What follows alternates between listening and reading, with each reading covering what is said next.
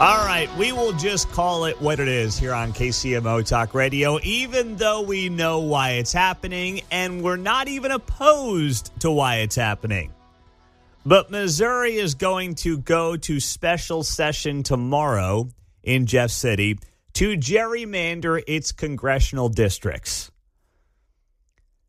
That's what's going on here tomorrow. And as we predicted on Friday, Governor Mike Kehoe called that special session in a Friday pre-Labor Day, pre-long weekend, first weekend of college football news dump. That's exactly what he did, okay? And it's, I understand why he did it. You look at some of these blue states, they are far more gerrymandered than the red states. But that's what's going on here. It's that simple. Anybody telling you otherwise, anybody trying to trick you or convince you into it being anything else is just full of it. We will have the governor on the show today at 8:20 this morning. Mike Kehoe will be here for his first interview on this very subject. And, of course, we know this will have major implications on Kansas City because it's Kansas City that is going to get carved up in this redistricting, John. Yeah, we're already planning a block party for my new neighbors in St. Louis in my new district. So, Sam Graves, good thing he flies his own private plane because that guy's district gets even bigger. He's going to be looping all the way around to the other side of the state. He'll basically have, as he always has had, all of northern Missouri, but it does get tweaked a little bit as well. So Mike Kehoe, the governor of Missouri, drops this video late last week, and here's what it sounded like. Missouri's conservative common sense values, rooted in faith, family, and freedom, should be truly represented at all levels of government, local, state, and federal. Because representation isn't just about districts and lines on one map. And our Constitution shouldn't be the victim of out-of-state special interests who spend millions to deceive voters and pass out-of-touch policies. Now, what he's talking about there is IP reform, which means initiative petition reform. A lot of these things that have passed at the state level over the last few years, the marijuana stuff, minimum wage, all these things in Missouri that really, in many respects, have not been consistent with who Missouri has elected to statewide office. They're changing that process as well to make it more difficult for some of these things to get on the ballot. He's right about that. Once again, this is something that the Missouri legislature has been thinking about doing for years, and no one's been able to get it done. I mean, Parson couldn't get it done. Forget it. There was too much infighting during his tenure. I don't know why it didn't get done this past legislative session last spring. But yes, it is too easy to get stuff on the ballot in Missouri. And then what happens is those people who support those petitions that get on the ballot flood the state of Missouri. Yes, it's a lot of dark out-of-state money. All that is true. But it's like, guys, where you been for the last half a decade? I mean, well, those of us who want to go to a Chiefs game now just smell weed all over the parking lot instead of barbecue. And, you're squeezing small businesses with some of these minimum wage increases. Where you been? I mean, I guess better late than never, but man, they take forever on this stuff in Missouri. It's the responsibility of the state legislature to ensure that values of Missouri families and communities are represented in Washington, D.C. and in our state. In Missouri, Republicans hold over 90% of local county offices and have held every statewide seat. I have been reminded time and time again, through both good times and bad times, Missourians are more alike than we are different. And our Missouri values across both sides of the aisle are closer to each other than those of the extreme left representation of New York, California, and even as close as Illinois. That's why today I'm calling for a special session on congressional redistricting and initiative petition reform to ensure our districts and Constitution truly reflect Missouri values and put Missourians' priorities first. I appreciate President Donald Trump for raising the level of conversation on this matter because his leadership on this nationally underscores just how important this moment is for Missouri. So beginning Wednesday, September 3rd, the Missouri legislature will reconvene in Jefferson City. All right. So that's Governor Mike Kehoe announcing over the weekend that redistricting will happen in Missouri. Emanuel Cleaver will see his district carved up. It will become a Republican district. Cleaver will still live in the 5th Congressional District. But basically, the southern half of Kansas City is going to go into Mark Alford's district, which changes things for Mark Alford. And Cleaver's district is going to become much more red and shoot all the way out to the Columbia area. So that's how this thing is going to change. And there were big rallies and protests yesterday in Kansas City. None of it's going to make a difference. This is going to happen. Yes, it's gerrymandering. Yeah, it's crappy for people in Kansas City. I understand it. At the same time, I look at the national landscape and I say to myself, you know what? I mean, the one thing that you can say right now about Republicans, and one of the reasons that Donald Trump has been the face of the party for 10 years is because he's basically willing to play by the rules the Democrats continue to basically set up. They gerrymander their states, and then they're complaining by the fact that Missouri's basically going to do the same thing they've already done in many of their states. Really? Whether it's California, Illinois, New York to a lesser extent, you don't really have a leg to stand on.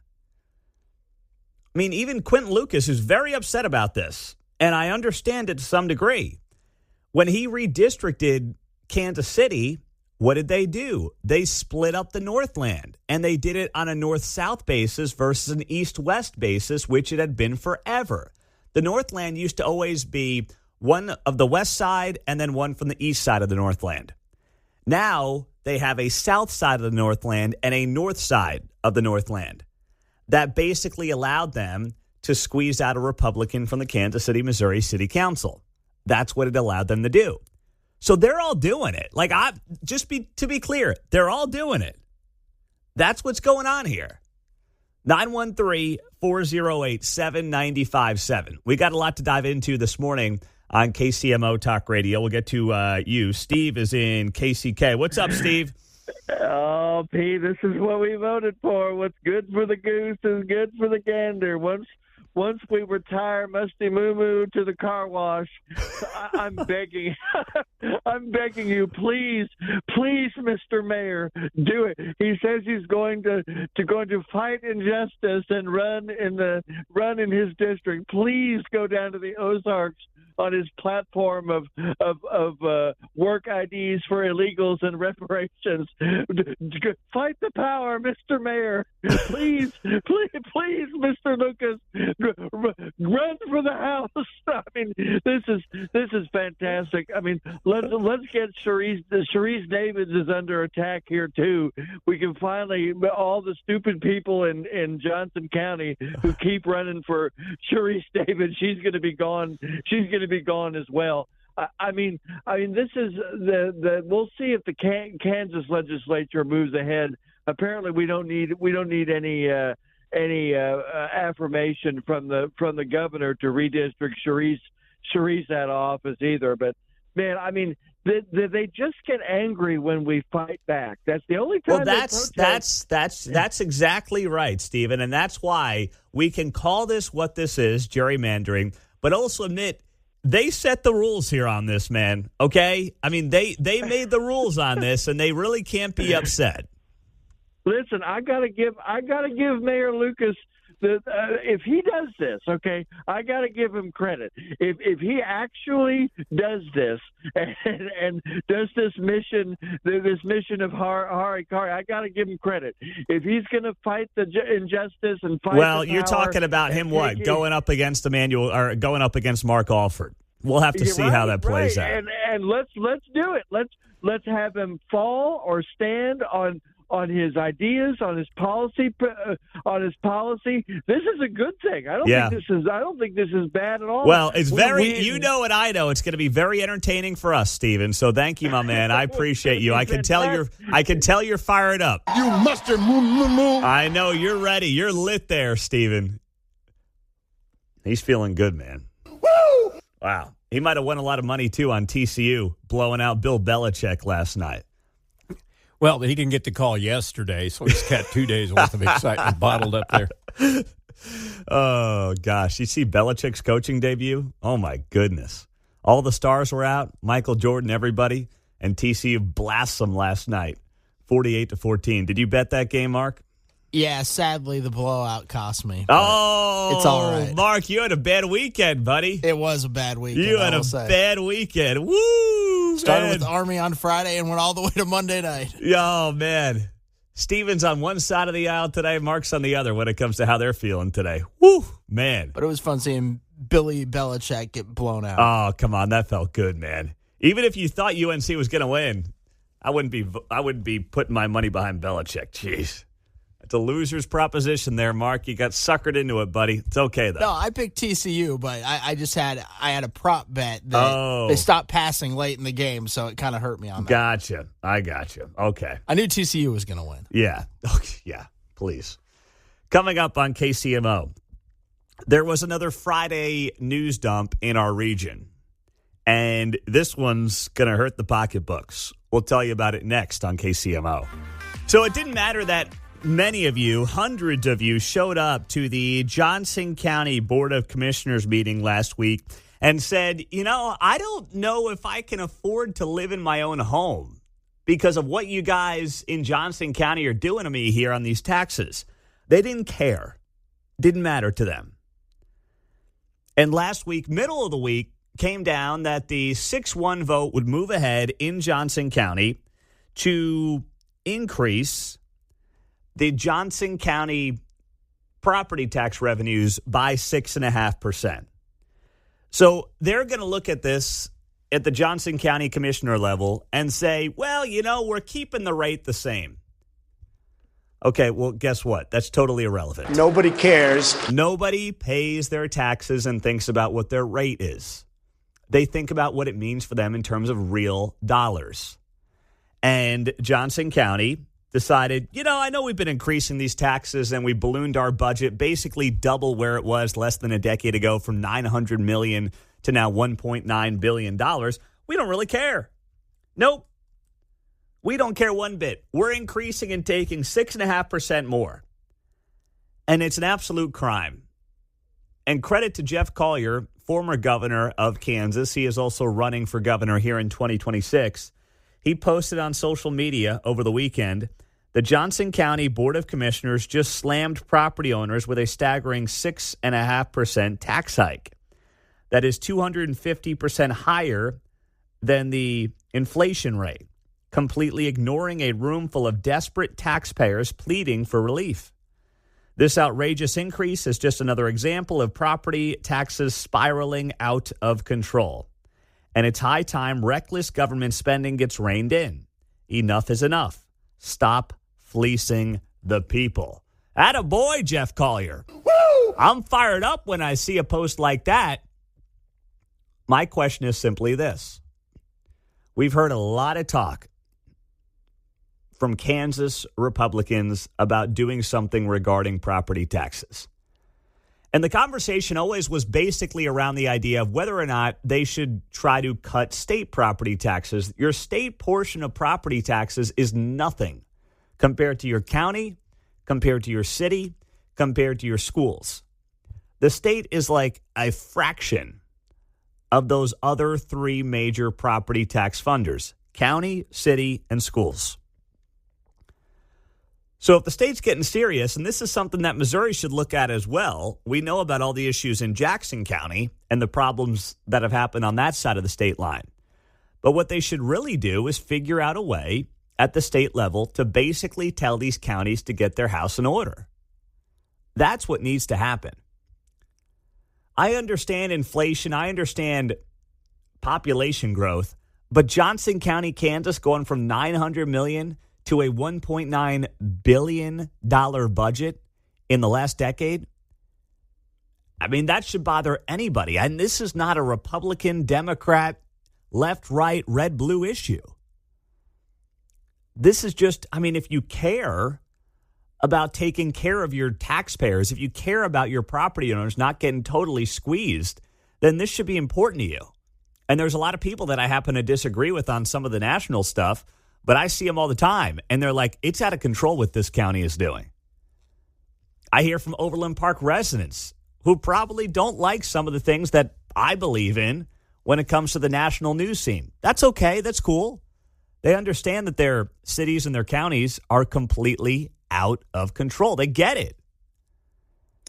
And this is something that, we should be able to put partisanship aside in situations like this because it has a direct impact on all of us. I mean, unless you're on the take, I suppose, unless this is like good for you, because maybe you work for the county, you work in government, I don't know. You're a contractor that does a lot of government work so they can build all these new buildings, new courthouses, new health department buildings. Trust me, I've got one going up right by where I live. And I'm like, I don't know, the old building seemed okay to me. Nah, I got to knock it down. Got to build the Taj Mahal of health departments in Johnson County. Really? I don't think so. So Jeff Collier, good for him over the weekend, calling for this and saying, hey, it's time to get this under control. And I hope that this is a major issue that gets a lot of coverage in the Kansas governor's race that we'll be picking up in the months to come.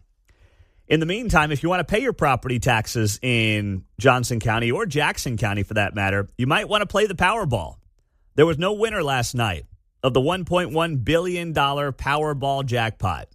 So now it grows to $1.3 billion. Yeah, that should cover your property taxes for a little bit in Johnson County, give or take. With no player holding the winning ticket on Monday, the jackpot is now up to $1.3 billion. The next drawing is on Wednesday night. I've never bought a Powerball ticket in my life. Never done it. I don't know if you guys are Powerball players, but I have never in my life bought a Powerball ticket, and I probably won't start now. I bought a couple. Do you? Like when it gets to $1 billion, you'll buy one or two? Yeah, we were out in Colorado, I think, last summer, a couple summers ago when it was up. So me and my siblings all went and bought one at the gas station. There you go. There you go. What about you, John? You a Powerball guy? Not this century. Probably haven't played that in a while now. And sometimes you get them for gifts. That's kind of fun during the holidays, though. It is. Let's see. If a lucky ticket holder beats the 1 in 292 million odds, the winner can opt for a one-time lump sum of $589 million pre-taxes or receive annuity payments of over $5 million annually for over 30 years. You take the lump sum. Unless you can't control yourself, you take the lump sum. It's a no-brainer. Coming up next on KCMO, are you losing faith in hard work leading to the American dream? Many are. We'll tell you about it next. 913-408-7957. You shouldn't, but I understand why many are. A new Wall Street Journal poll finds that the share of people who say they have a good chance of improving their standard of living fell to 25%, a record low in surveys dating back to 1987. More than three-quarters said they lack confidence that life for the next generation will be better than their own, the poll found. Nearly 70% of people said they believe the American dream, that if you work hard, you will get ahead, no longer holds true or never did. The highest level in nearly 15 years of surveys. Now, you go back 15 years, you're talking about coming out of the Great Recession, so understandably, prospects were dim then. But I understand it. I mean, living through it right now, as many of us are, you think to yourself, gosh, if you've got little kids, this home that I'm in right now, with the way that we're devaluing the dollar, what's it going to be worth? $2 million when it's like, less than a quarter of that right now? Are you kidding me? That's out of control. Wages don't feel like they're keeping up with inflation, and they haven't really been keeping up with inflation for the last half a decade. That's 5 years of this malaise where people are just trying to hope they can keep up with the increases in inflation. Never mind if you're trying to get into the housing market right now, or you've been trying to get in for the last couple of years, and rates are high, and costs are high for the new home, and insurance is high, and everything else continues to feel like it's just going up, up, up, up, up. So I understand this. And while there is a political breakdown on this in the poll, 55% of Republicans and 90% of Democrats held a negative view of prospects for themselves and their children. That's fairly normal, depending on who's in the White House, for one party to feel better about their economic prospects than the other. But this is the big thing. As much as we spend a lot of time, and we will spend a lot of time today, talking about Missouri redistricting, getting one more Republican congressional seat, going from a 6-2 Republican map to a 7-1 map. That's going to start tomorrow down in Jeff City. As much as we talk about that happening, and the fact that, in part, President Trump wants this done because he believes it will help him hang on to the House of Representatives coming up next year in the midterms, he still has to understand the number one concern people have right now are economics. It's their financial well-being. It's the economy stupid, as that dope Carville once infamously said. But he wasn't wrong about it. That's what it came down to last year. That's in large part what next year is going to come down to. Yes, there will be people driven out by their TDS. There always are folks driven by their TDS. Trust me, TDS is alive and well. If you thought that disease was going to fall by the wayside, well, wrong. You were wrong. It has not fallen by the wayside. It will not be going anywhere because TDS is real. Just ask Rosie O'Donnell about that. All right? Just do that. She's a real beauty. But for the rest of us, for normal people, it's still going to be something that people are motivated by what is going on with them financially. The people, and there are millions, most of this country does not wake up every day and live in a hyper-partisan worldview. They just don't. I mean, they may have voted for Trump. They may have not voted for Trump, but they're not sitting there every day thinking about him. I mean, they want him to do well. If they want their country to do well, we all should be rooting for the president of the United States, no matter who he is. But they mostly look at it and say, how do I feel about myself today? How do I feel about my own future, my family's future? How do I feel about my financial well-being? And no matter what happens with redistricting in Missouri, no matter what happens with redistricting in Texas or Indiana, which could be next up, the main thing that the people in charge need to realize is that there is still a lot of economic pain being felt out there. And this poll is just one example of that. And this week is going to be a very big week. Remember, it's a short week as we sit here on a Tuesday morning on KCMO. But this is going to be a very big week to get a feel for what the economy is currently looking like and what it could look like in the months to come. So on Thursday, we'll get the initial jobless claims at 7:30 on Thursday morning. And then on Friday is when we get the unemployment rate, Friday, September 5th. So this week is really going to tell us what the rest of the year potentially is going to look like, with the Fed set to cut rates probably coming up later this month, with, of course, the economic news of this year feeding into what is likely going to be a very robust 2026 midterm year. So all that is happening right now in real time. And this week could go a long way to determining what exactly the rest of the year looks like economically in this country. So it's something that we should be watching and looking closely at. And we will here on KCMO Talk Radio, 913-408-7957. The other thing that stood out to me in this Wall Street Journal piece, by large majorities, both women and men held a pessimistic view in the combined questions. So did both younger and older adults, those with and without a college degree, and those making more than $100,000 in household income, as well as those with less. It doesn't really matter who you are. People do not feel great about the future prospects of the economy. And the fear that Republicans need to come to terms with is that it leads to the rise of people like this guy Mamdani running for mayor in New York City. It leads to somebody like that where people are desperate and they just say, I don't know where else to turn. I don't know who else can do it for me.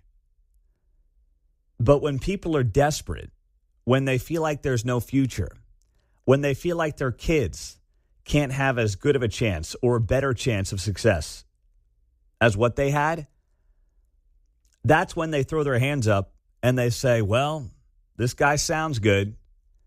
He's promising me free this and free that. Let's give it a shot. So you can mock it all you want, but I would not be mocking it. No way, no how.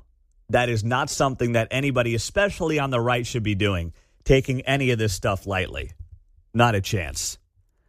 So that's where we're at right now as we roll through a Tuesday morning. Hope you had a great Labor Day weekend. I know the unofficial end of summer is what many of us like to call it. But it's weird because our kids have been in school now for the better part of 3 weeks.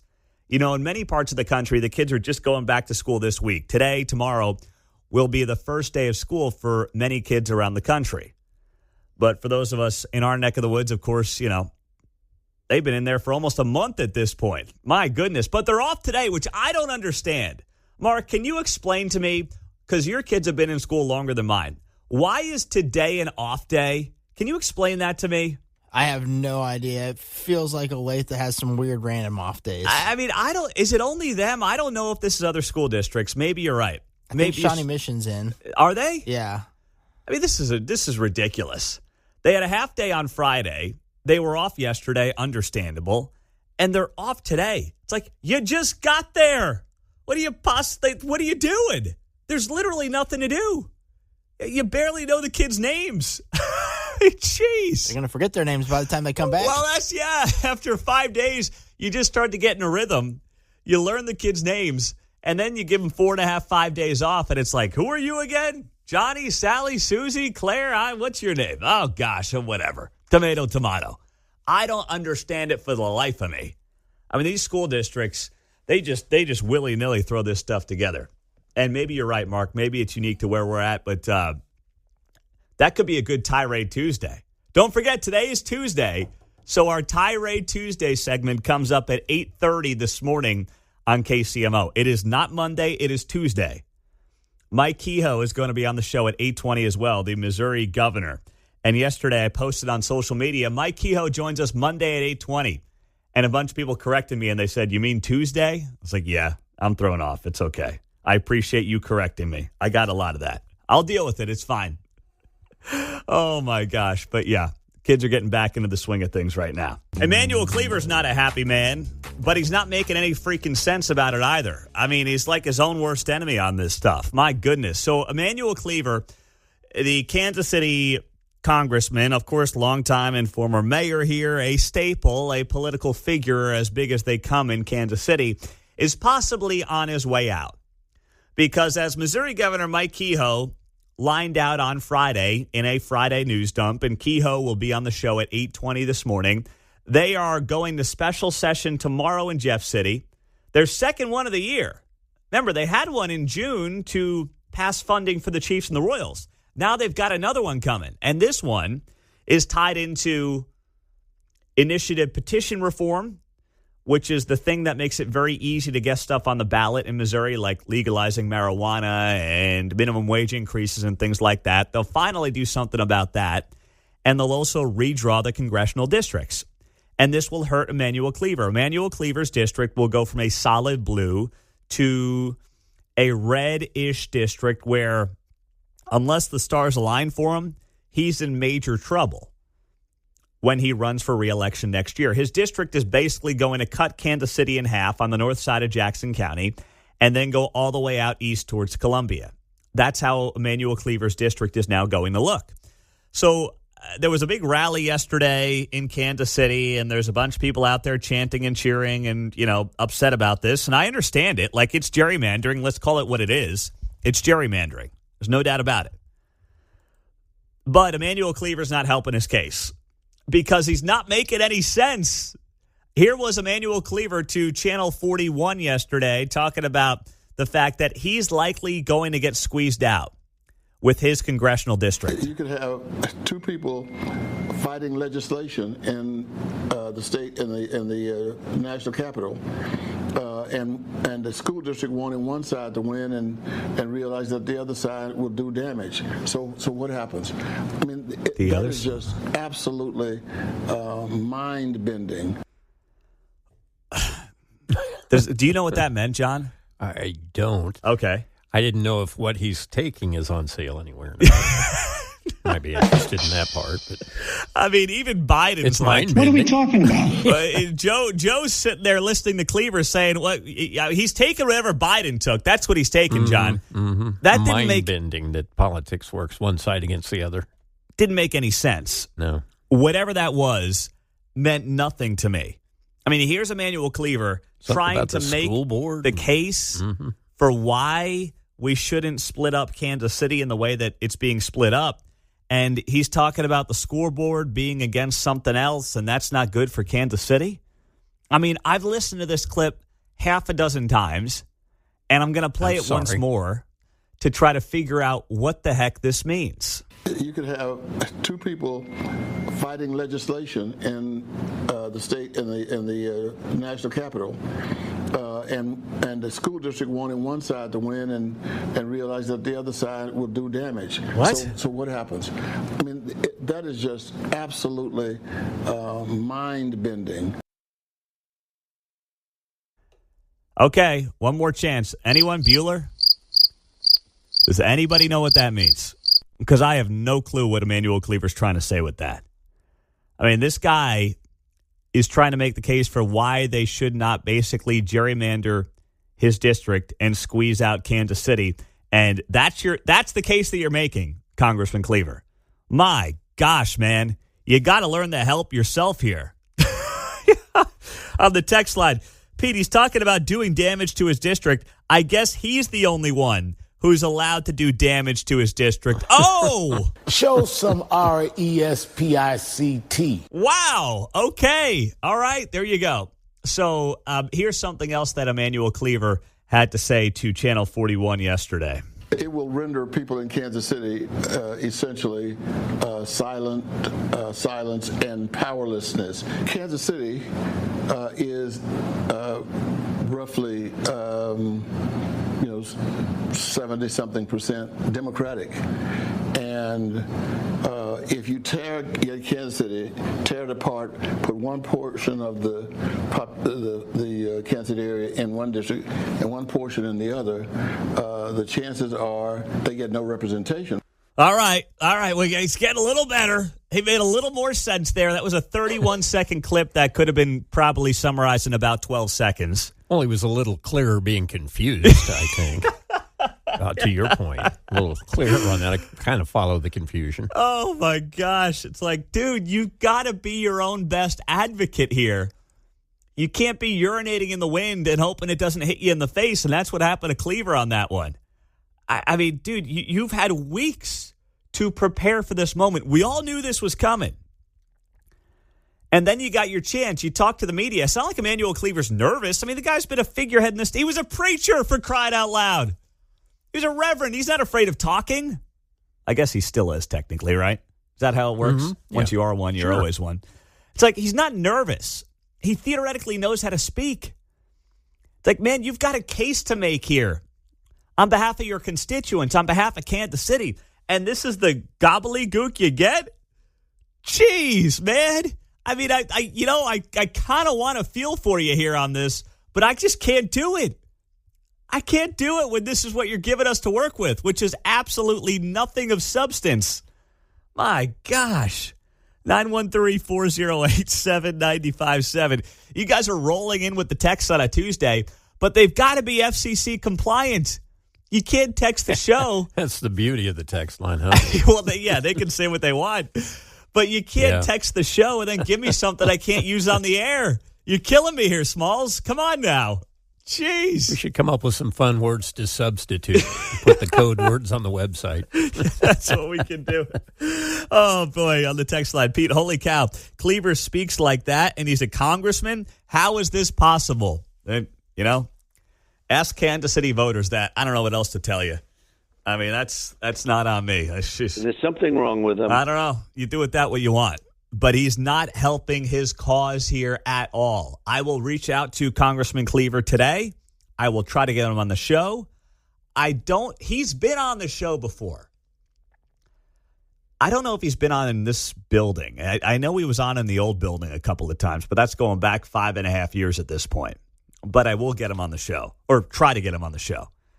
And if he's smart, he will come on this show. and make his case. Because the people that he's trying to influence actually listen to this show. They don't watch Woke 41.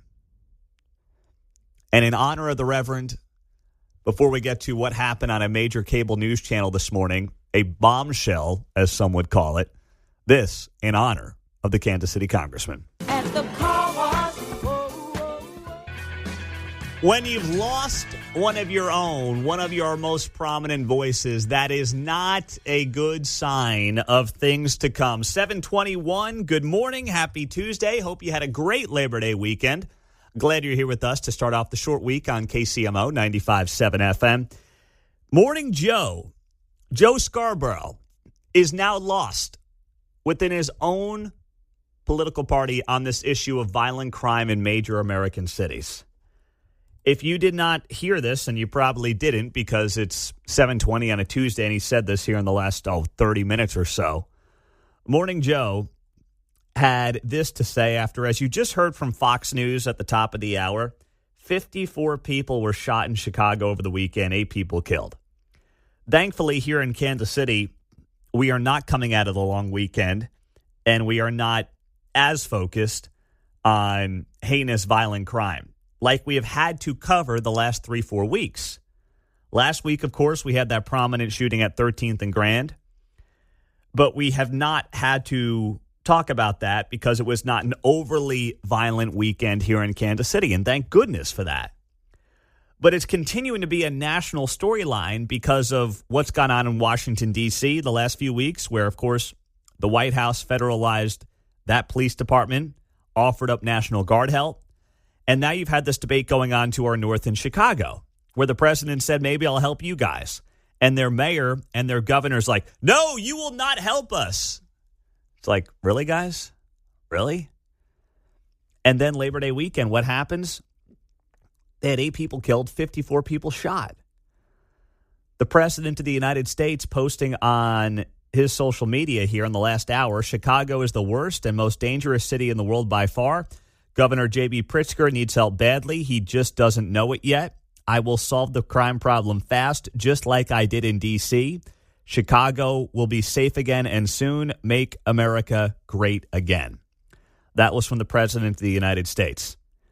And even Morning Joe Scarborough here in the last hour is like, I don't think that these guys are winning on the issues like they think they are. Here's what he had to say. Concern is you have leaders in Chicago that see this, as you say. We've been reading about this for years now, every weekend, and maybe crime has gone down. But, we had the mayor of Chicago on last week saying, we don't need any more police officers. Police officers aren't the answer. No police officers. I think he said no 5 times. You look what's happening this weekend. You look so, I actually think that J.B. Pritzker should do something radical. I think he should pick up the phone, call the president, and say, and I know, you don't have the constitutional authority to deploy the National Guard here and to police my you can do that in D.C., you can't do that in Chicago. But let's partner up. These are the most dangerous parts of my state. We would love to figure out how to have a partnership that's constitutional, that respects the sort of balance of federalism between the federal government and the state government. And let's work together to save lives. Because right now, just hey, nothing to see here moving along. No problem here. Hey, Donald Trump, we don't need you. And, the mayor talking about we're going to protect people's dignity in our city. Well, protect their lives. That's protecting their dignity. It would be radical for us to figure out a way to actually do what I've been saying from the very beginning on Washington, and that is seeing politicians creating partnerships that protect their people. Protect their lives.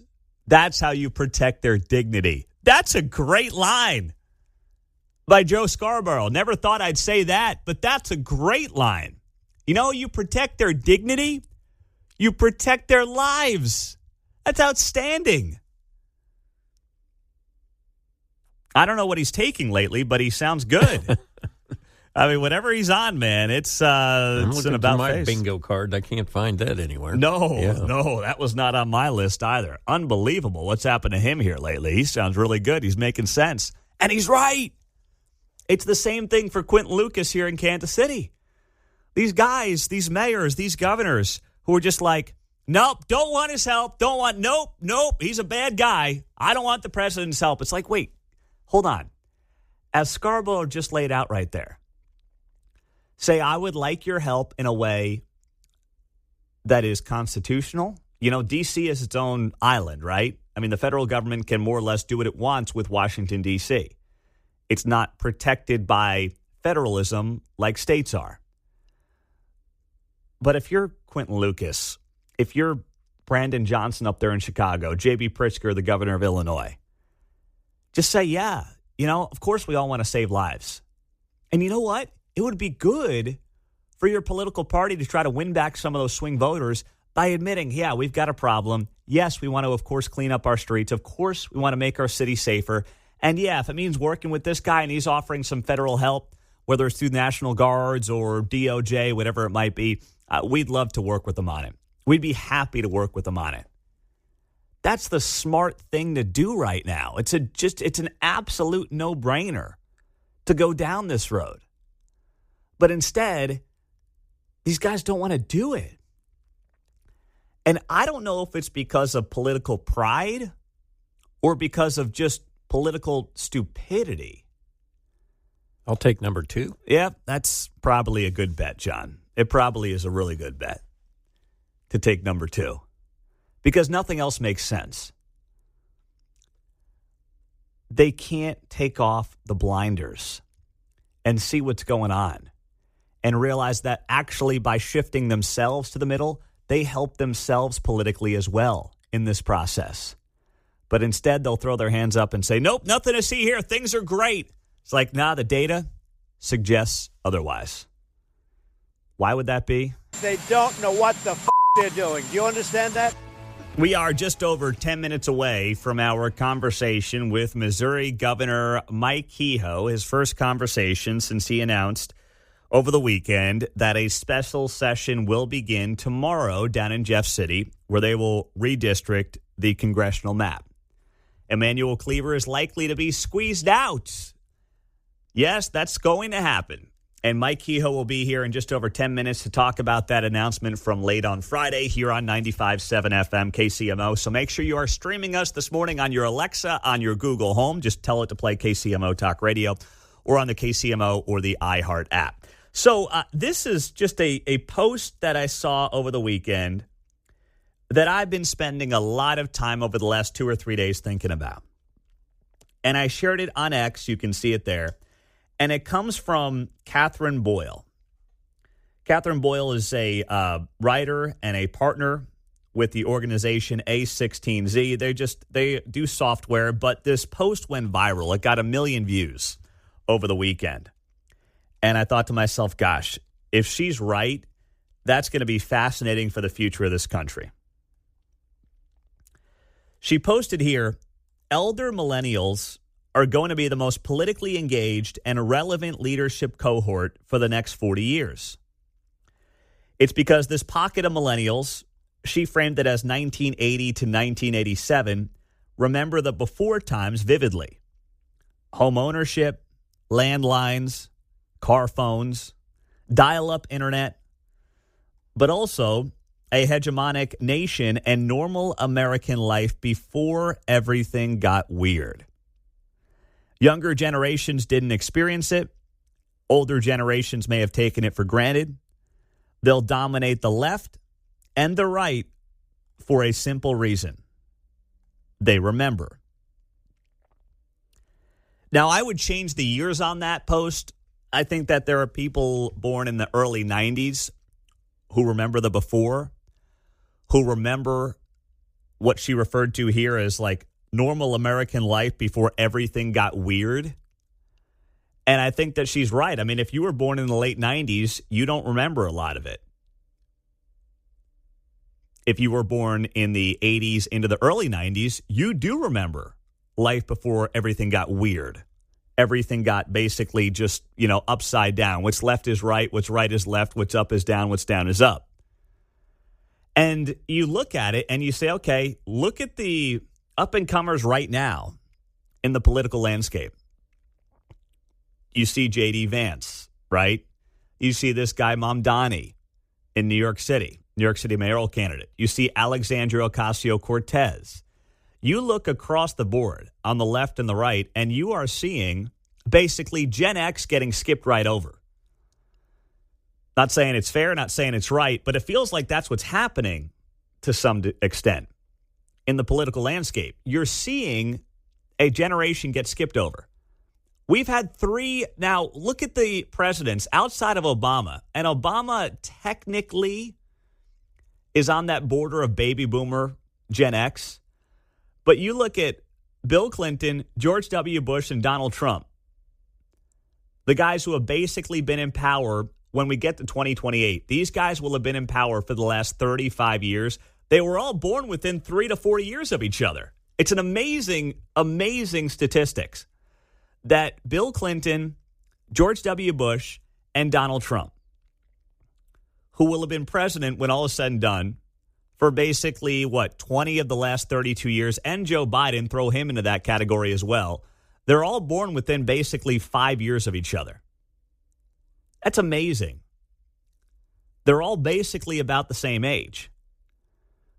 So Gen X can be only mad at basically the generation prior to them that's held on to political power for far too long. They're the ones who screwed them. But it does look like there's then going to be a jump to the millennials who were born early 80s all the way into the mid-90s. That's where it looks like this thing is trending from here on out. And it's too bad. I feel bad for the Gen Xers who look like they may get hosed in this whole thing. But it's largely driven by the fact that you have the especially elder boomers who hung on to political power for way beyond what they should have held on to power for. And that's the part of it that I'm looking at. I'm saying to myself, well, it's kind of on them. That's where it's at. The text line is 913-408-7957. Pete, and this ties back to what you just said. Just look at Lee Corso. Well, yeah, that's true. That's a good point. 90 years old, sitting on College game day, and on that set over the weekend, slurring his way through his final broadcast. You got no argument from me on that one. None whatsoever. Now, as we turn our attention to Mike Kehoe coming up here in a few minutes, he announced this on Friday that he is getting set to call the special session, and here is what he had to say when it comes to the why behind this special session coming to Missouri. Tomorrow, they will squeeze out Emanuel Cleaver's congressional district. Yes, they will absolutely gerrymander. Let's call this what it is. It is a gerrymander.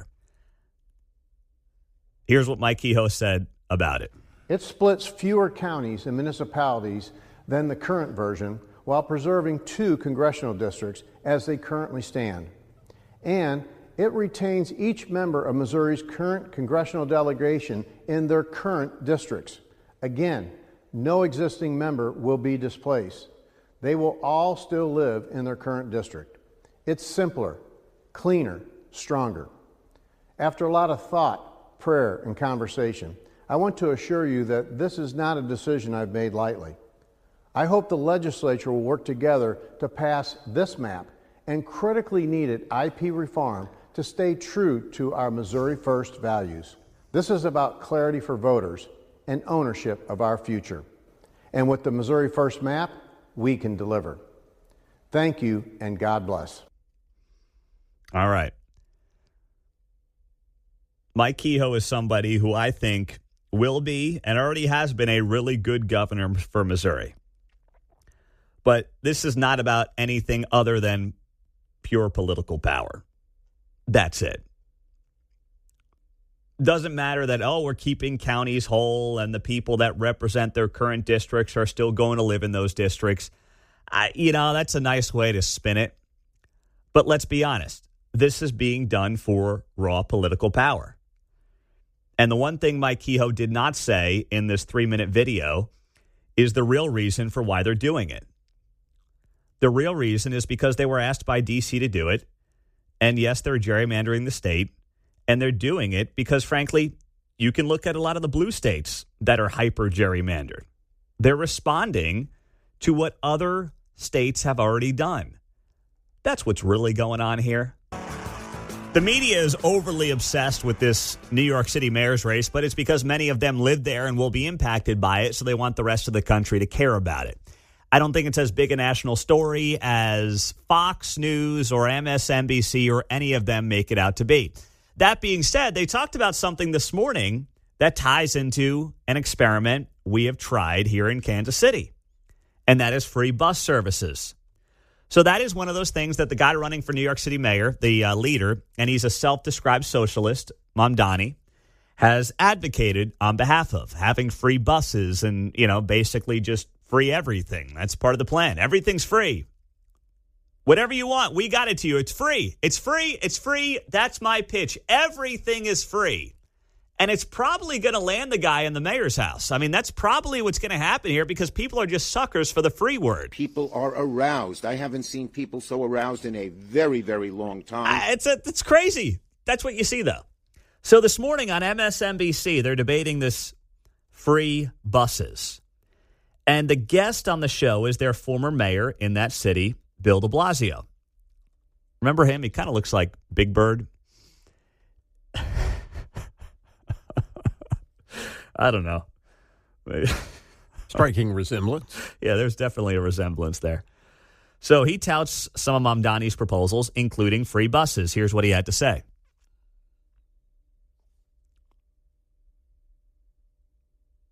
All right, hold on. We're building the hype. We're building the anticipation. This is MSNBC this morning. Here we go. Free buses. And who runs that? The city of New York runs it just like we run so many other services. And the bottom line here is to think about the free buses again. Free buses has been proven to work in many parts of the country. Where? I'll get you a list of cities, but the bottom line is it is something that allows people to, one, reduce their costs, which people are overwhelmed by, to get into mass transit more. It works because we know that if people are given a quality alternative they can afford, they'll use it. Well, de Blasio will probably get back to Morning Joe on MSNBC and list Kansas City as a place where free buses has been a success. And I'm here to tell you, it has not been a success, okay? No, I think never has the phrase answers on a postage stamp been more appropriate. Yeah. They'll fit on a stamp. They will. So if you think that bus drivers packing heat is your idea of free buses working, then yes, free buses are definitely working in Kansas City. If you like the idea of the homeless harassing working class people, then yes, free buses are working in Kansas City. If you think that criminals being allowed to nonchalantly jump on and off the bus and ride around town at free will is a good thing, then yes, free buses are working. But if you think any of those things are maybe wrong or should not be happening, then no, free buses are an absolute utter failure. We've talked to the mayor about this before here on KCMO. Obviously, he does not agree with that. But let's be very clear as to why we even have free buses in this town to begin with. It's because we invested hundreds of millions of dollars in a streetcar to nowhere that was free. It was free because, well, they knew if they charged for it, it wouldn't get anywhere close to the ridership that it gets right now. And that ridership still is relatively scant when you talk about the investment that we put into it. So they said, well, we got to do something. And in the wake of COVID, what happened? They said, you know what we're going to do? We are going to go ahead and make the buses free. Because, yeah, we should not have tourists and out-of-towners riding a streetcar for free and then charge working class and working poor people for a bus. So let's have free buses. It sounds so good on paper. Like all of these bad ideas, they sound good on paper until you implement them and you realize some of the problems that comes with free mass transit, John. Meanwhile, back at the ranch, the KCATA is what, $70 million in the hole? Oh, something like that. I think it's 30 or 40. Yeah, okay. I guess that was their total budget. Yeah, but they were way short of their budget. They want 120 mil, and the city's like, yeah, we can get you to 80, 90, maybe 100. And now it's like, how are we going to make up some of that? Now, in fairness, you can't make it all up with fares, but you can at least put a dent in it. First comment there after that video there is, He probably meant Kansas City. Free busing and government-owned grocery stores. It's going great. Right. Yes. Bingo. Yes. Yeah, I see that here. The first commenter on this post is from a guy saying he probably meant Kansas City, home of both the free buses and government-owned grocery stores. It's going great. Oh, it's going great. It sure is. Unbelievable. Even when we're not trying to be in the national spotlight, we're like kind of on the periphery of all these major national stories going on right now. Right. Right? Like the crime issue is D.C., it's Chicago, but like we're here with a major problem saying, hey, we'll take the help. Hey, Donnie, come on, baby, let's go. We're here for you. But we're getting overlooked. On the free buses and the government-run grocery stores.